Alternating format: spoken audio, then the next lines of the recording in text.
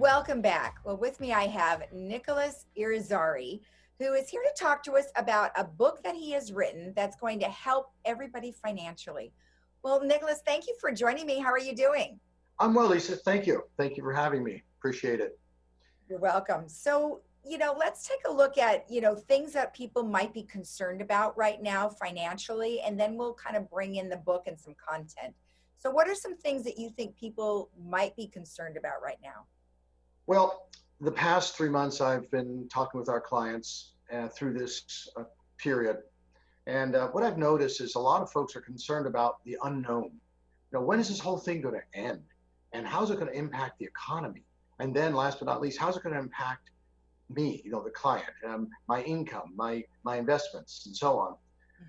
Because of the unknown, it makes folks very uneasy, and quite often they are in a state of panic, which clutters their thinking quite often.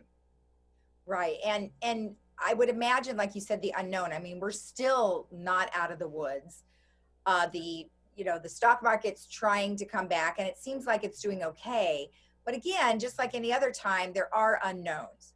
So in regards to your book, what are some things that are really important that people are going to learn in that book? First of all, I want to just kind of give you context, Lisa, where the book came from. I was woke out of a sound sleep. They always say your subconscious mind really controls the majority of your thinking and your actions accordingly. I woke up and I said, this whole picture, this whole scene with the COVID-19 reminds me of an emergency situation that I had last year when I was training at the Coast Guard Auxiliary over there in Newport Beach. And I was taking advanced first aid class and safety and survival training. And the procedures there were all about dealing with an emergency situation. And there was a drowning victim. And then there was a person on the floor, that passed out. And we had to make sure we took control and made things happen. And I correlated the process and the procedure there to creating a survival handbook, a financial survival handbook for my clients and, of course, prospective clients and for those who need it. Number one, the outline is exactly like the Coast Guard training. And that is, don't panic. The opposite side of not panicking is stay calm. And the reason for that, and this book describes why it's so important, is that when you're in a state of panic or you're not calm, you can't think very clearly. You resort to the lower part of your brain, the amygdala, the emotional center, which is survival center, fight or flight. And that blocks your ability to use your frontal cortex, your thinking brain. And when it comes to money and planning and income and safety and security and not being reactive, you need to use your front brain rather than your lower brain, which is emotional. Mm-hmm. So number one, don't panic. And it's easier said than done. Well, exactly. Of course, while you were saying that, I think I was panicking. I know. I had to create that, that feeling. And then number two, the person was on the ground. I will never forget, with the hallway, they called, "Oh my God, there's someone down in the hallway." And all of us in the class ran out of the class. Same exact thing here. "Oh my God, there's a pandemic right now. What next?" Calm down. Number two, call for help. So right away, when I was assigned to the job, I took the responsibility of getting on the floor and saying, "Look, calm down. Everybody hands off the body. Call 911. Like that. Now, who do you call? If you don't have a competent, experienced, someone you trust, financial advisor that is non-emotional and not caught up in all the stuff that's going on, you need to find someone. And you can go through a friend, a relative, or someone can call me, last but not least. And number three is that person that you call would be like calling an emergency number. They right away put together a plan of action. What do we do now? In the first aid scenario, it's always like hands on, stop the bleeding, get the heart rate going, get the defibrillator off the wall and put it on, and hands off, shock. Here it's, let's assess the situation and make sure we understand it before we put together a plan. Then we put together a plan. And number four, implement the plan. Once again, easier said than done. You have a plan. Suppose you just stood there and froze and you didn't do it. Well, I don't know if I have the time to put this plan together. It's too expensive. Well, in an emergency situation, that person's dying, literally, they're drowning. And in a financial situation, there's certain things you need to do and do them now, provided you have someone that's trustworthy and competent. Right. Put the plan into action. Right. At what point should someone think of having a financial advisor? I mean, is there a cutoff in terms of dollar amount or assets or things like that? You know, I get that question a lot because people come to me that besides asking that question, they ask, hey, what stock should I pick? Both of these things are both not very hard questions for me to answer. Number one is there's really no qualifying amount. Everyone needs help, in my opinion, objective advice to help relieve stress, relieve anxiety.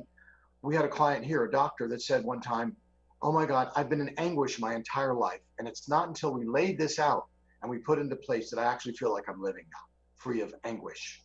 So at any time, any size portfolio or not, it's important to seek advice, I think.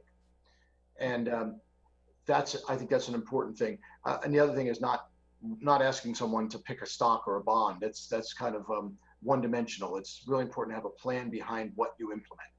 Right, right. And I assume in your book you do talk about things like that. Oh my gosh, I was shocked after 31 years of doing this, how much content we put into this handbook. It's 63 pages. And when I read through it, I'm like, really? And what I did was I dumped all this information onto my operations person who's a writer, also a publisher. And we just sat down for days and days and days, putting all this information out. And it came out to be a ridiculous abundance of information. And then we whittled it down to a handbook. And it's filled with what I believe compelling information to help someone take action for their own benefit. Okay, so now the book is being published right now, correct? Yes, it's at Barnes and Nobles. We had it published, copywritten, of course, and all that stuff. And Barnes and Noble, because of COVID-19, right in the middle of it, they're backed up by who knows how long. They don't even answer our phone call. I'm like, yeah, but it's in transit. They just told us this the other day that it's the actual published, finished book is in transit to us now, being delivered. So we're going to get that out within the next week. Okay, excellent. And then where will it be available? Well, people can call here, the office right here in Laguna Hills, California. That's such an easy number to remember, 949-715-8585. No big whoop, 715-8585. If they call here and get a voicemail, they just leave a message because it's after hours. If they call during the day, leave their name, phone number, and of course, address where they'd like the book to be sent, and we'll send it out. The goal here is to get people to act. If it's not with me, that's fine, but you need to move and get things done and not lay there suffering and stressed out by all this uncertainty. Right, right. Well, I guess as you're mentioning, no time, well, no time is the right time. However, you don't want to wait. So what exactly would you say to an individual like right now, who now they can actually come out of their home and they can come visit you? I mean, what is the best course of action? Well, there's so many different things we could do. We're working virtually now. Thank goodness for all these great programs, Zoom and GoToMeeting and all these different things. We're now using a new Microsoft Team, which works wonderfully. So if someone's not able to come out, we can talk like this, like you and I are, or they can come by the office, of course, and meet. A lot of things are done telephonically. We have clients all over the country, including Hawaii. And I find that we can, how do I say this, accomplish more business when we're on the phone or on a virtual meeting like this than we can even in person. It's crazy. And so with that said, there's never a succinct time to get help when it comes to being in a state where you need help from the beginning. If someone doesn't have a comprehensive plan that lays things out and they're not following that plan and they're not comfortable in their heart and their values aren't aligned with their money, they're not being served well by their money, then they should take action now and get started on a plan to do that. Well, excellent. Well, I'm really happy to know that you have your book. It's on its way. Yes. And then, as you mentioned, they can contact the phone number to get the book from you. Now, is there a charge for the book? No, at present, there was no charge for it. I kind of think it, for me, a purposeful, charitable type of a project. I believe that clients will find it valuable too. We're sending it out to our clients. Oh my God, I'm going to send it to my son. They have a lot of our clients have children my age, believe it or not, and they're working on, trying to pay their bills, and they have their children at home, and they're trying to juggle. This helps them give clarity of mind, which is very powerful. So the book, there's no charge for it. And the good news is when you put out this kind of energy, it generally comes back just in terms of reward. Excellent. Well, that's awesome to know. And then how soon will the book be available? it should be available midweek. So if someone has any interest, call now and we'll get them on our list to send out the book.